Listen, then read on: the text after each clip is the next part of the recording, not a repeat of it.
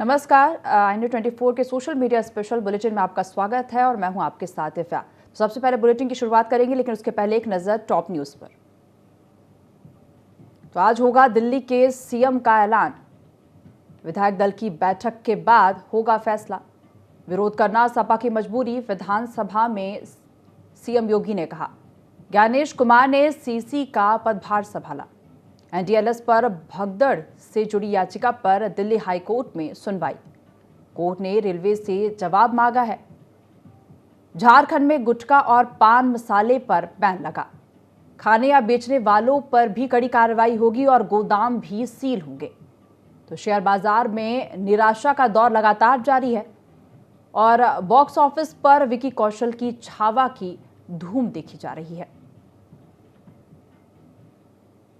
और अब खबरों का रुख करेंगे। दिल्ली का नया मुख्यमंत्री कौन होगा, इस सस्पेंस से आज पर्दा उठने जा रहा है। बीजेपी की संसदीय दल की बैठक शुरू हो गई और इस बैठक में सीएम के नाम पर मुहर लगेगी।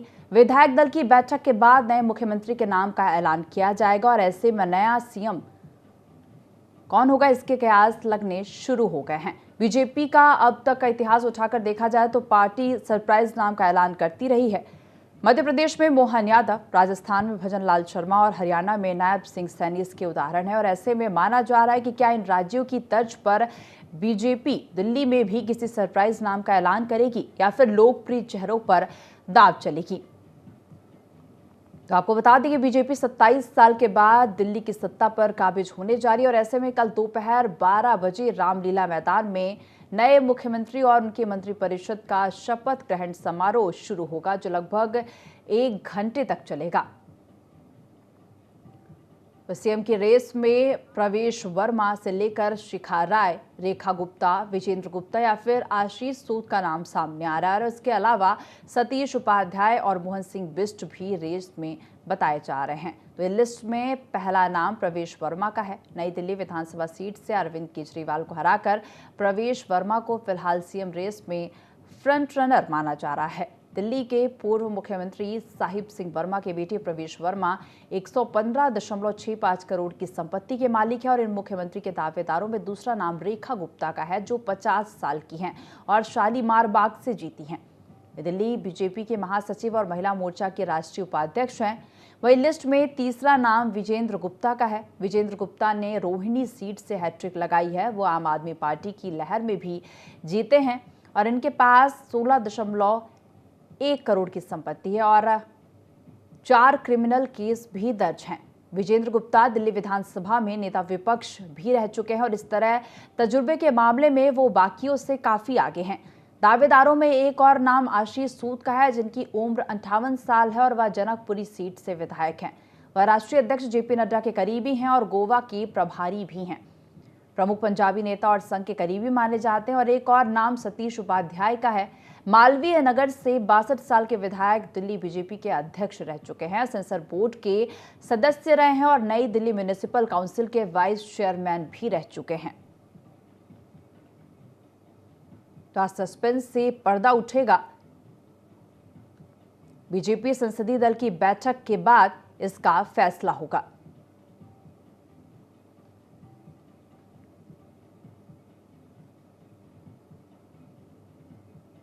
तो कल रामलीला मैदान में शपथ ग्रहण समारोह होगा और आज दिल्ली का नया मुख्यमंत्री कौन होगा, ये तय होगा।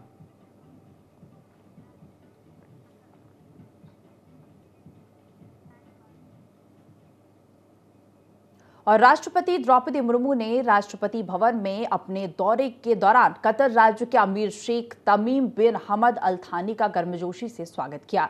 राष्ट्रपति ने राष्ट्रपति भवन के प्रांगण की सीढ़ियों पर प्रतिष्ठित रामपुरवा बैल के सामने उनका स्वागत किया। अमीर के सम्मान में राष्ट्रपति मुर्मू ने एक भोज का आयोजन भी किया, जिसमें उपराष्ट्रपति, प्रधानमंत्री और कतर के एक उच्च स्तरीय प्रतिनिधिमंडल सहित प्रमुख गणमान्य व्यक्ति शामिल हुए। एक्स पर एक पोस्ट में राष्ट्रपति भवन ने लिखा कि एक खास दोस्त का गर्मजोशी से स्वागत। राष्ट्रपति द्रौपदी मुर्मू ने राष्ट्रपति भवन में कतर राज्य के अमीर महामहिम शेख तमीम बिन हमद अल थानी का स्वागत किया।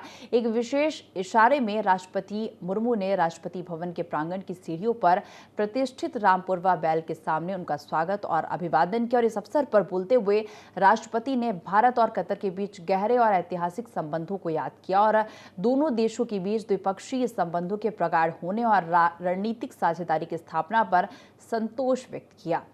मुर्मू ने मंगलवार को यह भी कहा कि कतर के अमीर शेख तमीम बिन हमद अल थानी की भारत की राजकीय यात्रा दोनों देशों के दीर्घकालिक और बहुआयामी संबंधों में एक नया अध्याय खोलेगी।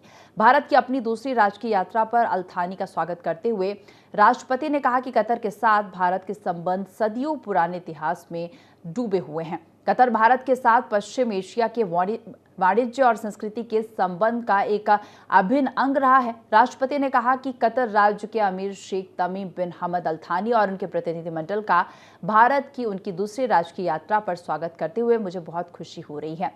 उन्होंने कहा कि पारंपरिक नौकायन जहाज, जिसे धो के नाम से जाना जाता है, सदियों से दोनों देशों को जोड़ते रहा है और परंपराओं, वस्तुओं, विचारों और सांस्कृतिक मूल्यों का आदान प्रदान करते रहे हैं। सोमवार को 2 दिवसीय यात्रा पर भारत पहुंचे कतर के अमीर को राष्ट्रपति भवन के प्रांगण में गार्ड ऑफ ऑनर और औपचारिक स्वागत दिया गया।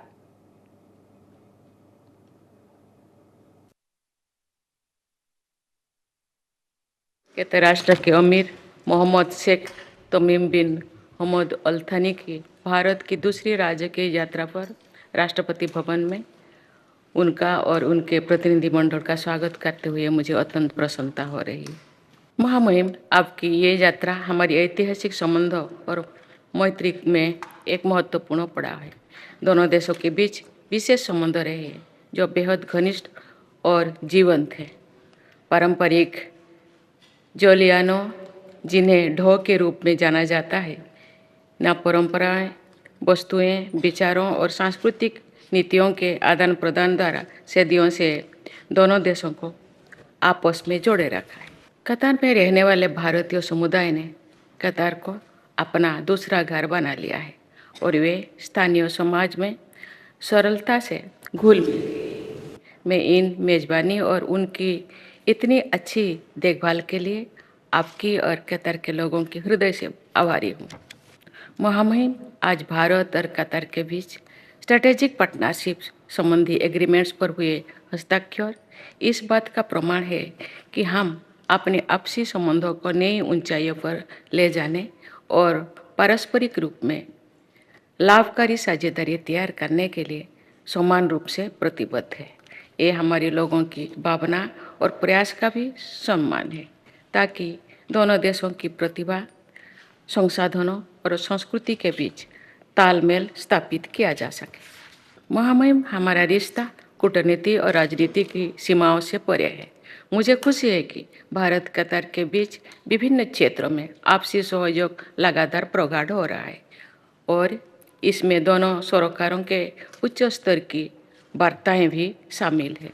पिछले वर्ष लगभग 14 बिलियन यूएस डॉलर्स के द्विपक्षीय व्यापार और भारत में कतर के बढ़ते हुए निवेश के साथ हमारे आर्थिक संबंध मजबूत हुए हैं। मुझे बहुत खुशी है कि कतर इन्वेस्टमेंट अथॉरिटी और कतर के अन्य निवेशकों ने भारतीय बाजार में काफ़ी रुचि और विश्वास दिखाया है, जिसके फलस्वरूप कतर में से भारत में होने वाले निवेश में भारी वृद्धि हुई है।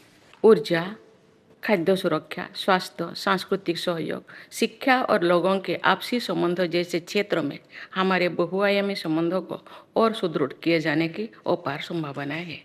भारत विश्व में सबसे तेजी से बढ़ने वाली प्रमुख अर्थव्यवस्था के रूप में उभरा है और ऐसी उम्मीद है कि भावी दशकों में भारत दुनिया की शीर्ष 3 आर्थिक शक्तियों में होगा। हम और भी मजबूत आर्थिक साझेदारी के निर्माण के लिए एक दूसरे की क्षमताओं का लाभ उठा सकते हैं। महामहिम, भारत और कतर दोनों अपने लोगों के जीवन को बेहतर बनाने के लिए इनोवेशन और सस्टेनेबिलिटी पर ध्यान केंद्रित कर रहे हैं। कतर ने 2030 के लिए अपनी नेशनल डेवलपमेंट स्ट्रेटेजी तैयार की है, जबकि हमारे लक्ष्य है कि हम 2047 तक विकसित भारत बने।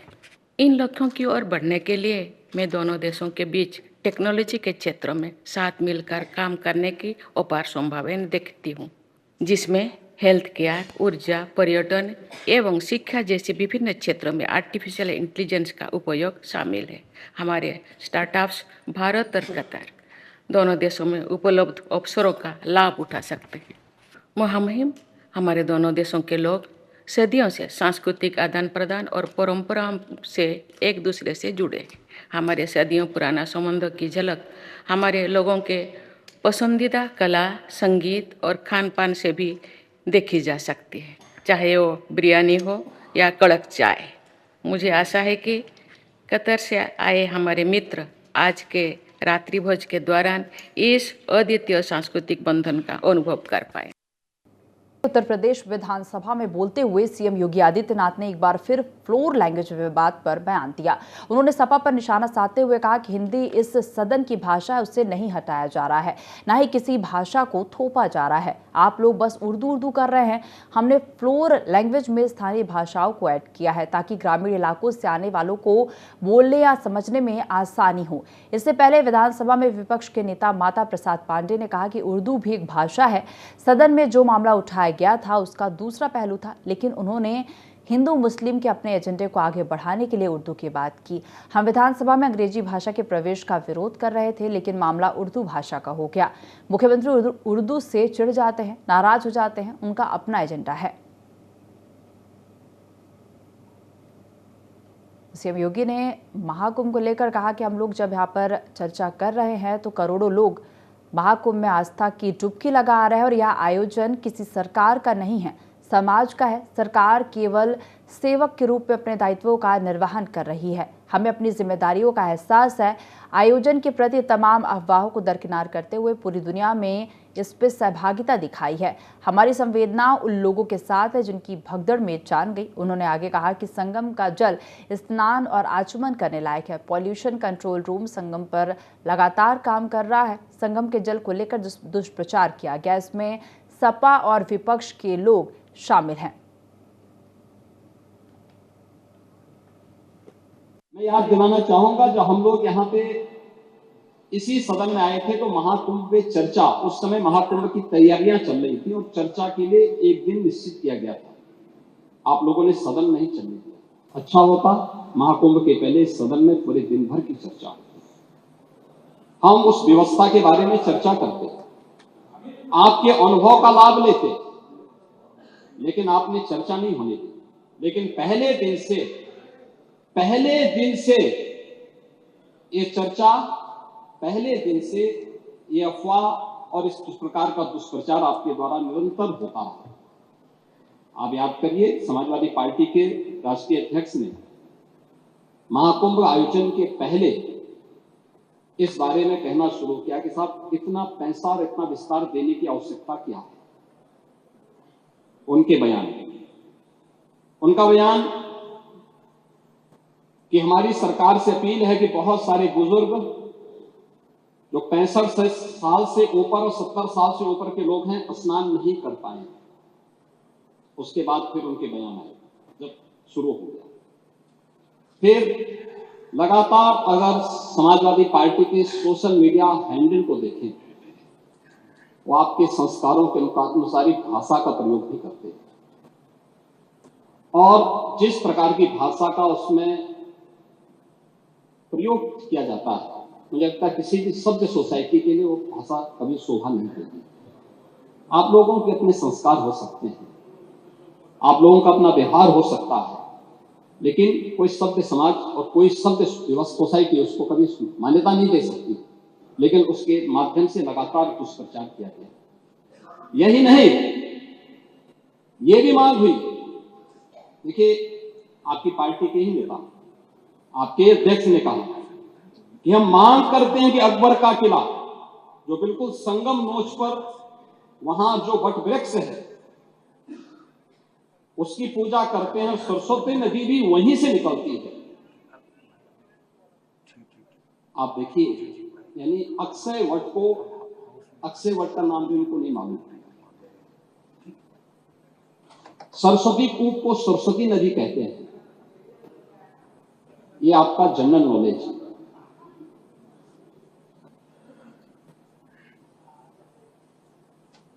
इन्होंने कहा महाकुंभ कोई शब्द नहीं, क्योंकि महायोजन के लिए बहुत सारा पैसा निकालना था, पैसे की बर्बादी करनी थी, इसलिए नाम भी इन्होंने महायोजन दिया। और 20 फरवरी को योगी सरकार 2.0 का चौथा बजट पेश होगा। इसमें प्रदेश को 2 नए एक्सप्रेसवे मिल सकते हैं और इसी के साथ सरकार प्रदेश के 3 करोड़ से ज्यादा सकुशल श्रमिकों की सहायता के लिए योजना लागू कर सकती है। यूपी में 3 करोड़ से ज्यादा अकुशल श्रमिक हैं, अभी तक इनके लिए कोई बड़ी सहायता योजना नहीं है। सरकार अकुशल श्रमिकों और उनके परिवारजनों की सहायता के लिए कोई योजना लॉन्च कर सकती है। योगी सरकार 2.0 का चौथा बजट 8 लाख करोड़ से ज्यादा का हो सकता है। बीते साल सरकार ने 7.36 लाख करोड़ का बजट पेश किया था। इसके बाद 2 अनुपूरक बजट पेश किए गए थे। कुल मिलाकर इस वित्तीय वर्ष में सरकार के बजट का आकार 7.66 लाख रुपए तक पहुंचा है। नए वित्तीय वर्ष का बजट लगभग 7.80 लाख से 8.10 लाख करोड़ तक हो सकता है। आगामी बजट में संबल जिला मुख्यालय के बदलने का प्रस्ताव पास हो सकता है और इसी के साथ स्वामी विवेकानंद युवा सशक्तिकरण में युवाओं को टैबलेट और स्मार्टफोन देने के लिए 3,000 करोड़ रुपए मिलेंगे। वहीं गर्मियों में बिजली सप्लाई के लिए 2,000 करोड़ रुपए का बजट हो सकता है। प्रधानमंत्री आवास योजना शहरी के लिए 2,000 करोड़ का बजट मिल सकता है और इसी के साथ मुख्यमंत्री आवास योजना ग्रामीण के लिए 800 करोड़ का प्रावधान हो सकता है। वित्त विभाग के अधिकारी के अनुसार बजट में सरकार पहले से चल रही योजनाओं और परियोजनाओं पर ज्यादा फोकस करेगी।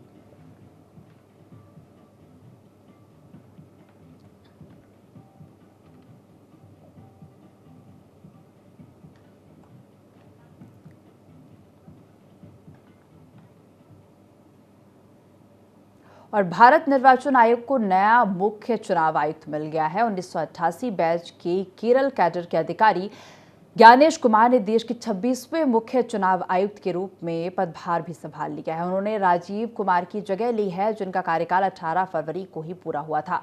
हरियाणा के मुख्य सचिव डॉक्टर विवेक जोशी को चुनाव आयुक्त नियुक्त किया गया है। कानून मंत्रालय की ओर से सोमवार की देर रात गजट नोटिफिकेशन जारी किया गया था, जिसमें आज जानकारी दी गई थी कि मुख्य चुनाव आयुक्त के पद पर ज्ञानेश कुमार का कार्यकाल 26 जनवरी 2029 तक रहेगा।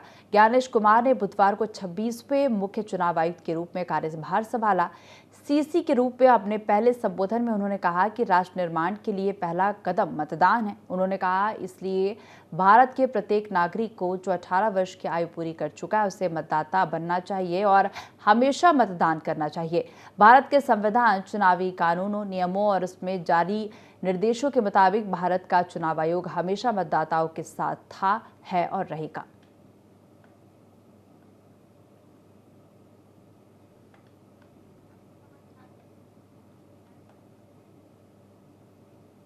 और झारखंड सरकार ने प्रदेश में गुटखा और पान मसाले की बिक्री, भंडारण और सेवन पर पूर्ण प्रतिबंध लगाने का ऐतिहासिक निर्णय लिया है।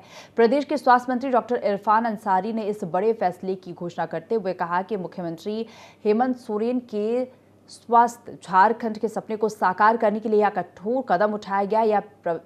यह प्रतिबंध केवल एक नियम नहीं, बल्कि झारखंड के युवाओं को नशे की जकड़ से बचाने की क्रांतिकारी पहल है। मंत्री डॉक्टर अंसारी ने कहा कि स्वास्थ्य के साथ खिलवाड़ किसी भी कीमत पर बर्दाश्त नहीं किया जाएगा। गुटखा और पान मसाले के कारण कैंसर जैसी घातक बीमारी तेजी से बढ़ रही हैं। हमारे युवा धीरे धीरे मौत की ओर बढ़ रहे हैं और मैं अपनी आंखों के सामने उन्हें मरते नहीं देख सकता। एक डॉक्टर होने के नाते मैं जानता हूं कि यह जहर किस हद तक शरीर को बर्बाद कर सकता है।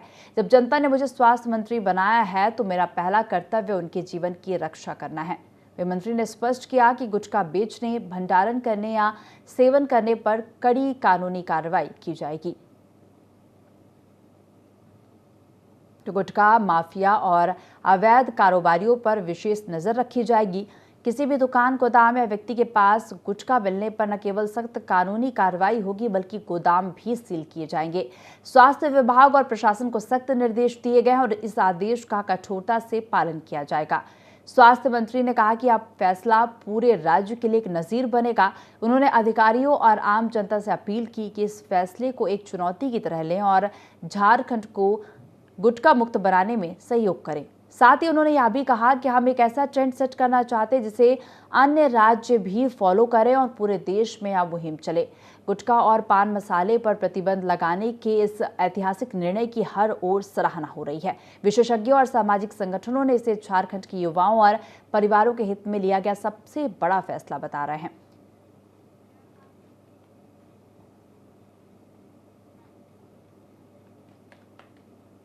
तो भारतीय शेयर बाजार में भारी गिरावट के कारण बीएसई लिस्टेड कंपनियों का मार्केट कैपिटलाइजेशन भी घटकर 9 महीने के निचले स्तर पर आ चुका है। जून के बाद पहली बार बीएसई का मार्केट कैपिटलाइजेशन 400 लाख करोड़ रुपए के नीचे पहुंचा है। पिछले साल 4 जून को बीएसई का मार्केट कैप 394 लाख करोड़ रुपए था। अभी निवेशकों का पैसा या BSE market cap 398 lakh crore रुपए है।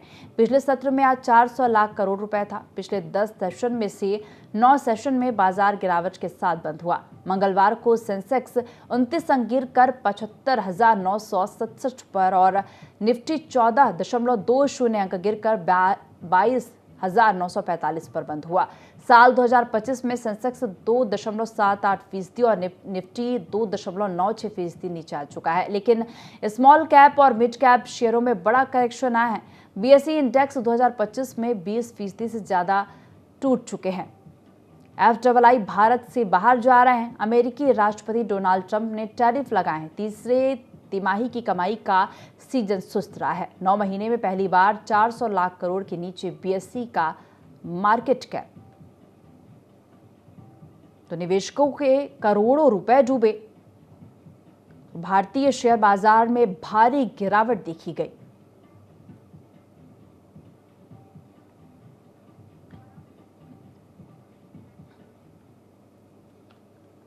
और विकी कौशल की फिल्म छावा बॉक्स ऑफिस पर धूम मचा रही है। फिल्म के एक सीन में मुगलों द्वारा संभाजी महाराज को यातनाएं देते दिखाया गया, जिस पर जनता का इमोशनल रिएक्शन सामने आया है। वही पब्लिक रिएक्शन देखकर स्वरा भास्कर ने देश में बढ़ रही भगदड़ के मामलों की बजाय फिल्म को तवज्जो देने पर समाज पर तंज कसा है।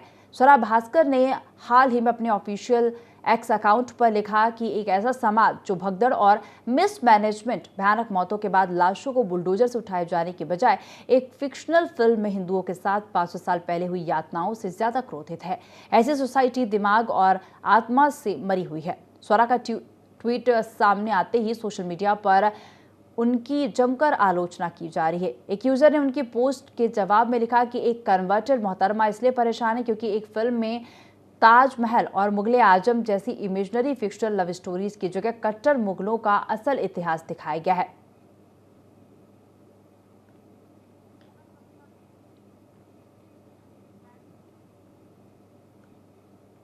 और पश्चिम बंगाल की मुख्यमंत्री ममता बनर्जी के बयान पर मध्य प्रदेश के सीएम डॉक्टर मोहन यादव ने प्रतिक्रिया दी है। उन्होंने कहा कि महाकुंभ आस्था, श्रद्धा और विश्वास का कुंभ होता है और ऐसे में दुखद घटनाओं पर इस तरह की टिप्पणी करना हिंदू धर्म का अपमान है या उनकी मानसिकता को दर्शाता है। ममता बनर्जी ने महाकुंभ को लेकर बेहद घटिया भाषा का इस्तेमाल किया और यही कारण है कि लोगों का उनके जैसे संगठनों पर से विश्वास उठ रहा है। सीएम ने आगे कहा कि ममता बनर्जी को अपने बयान पर माफी मांगनी चाहिए।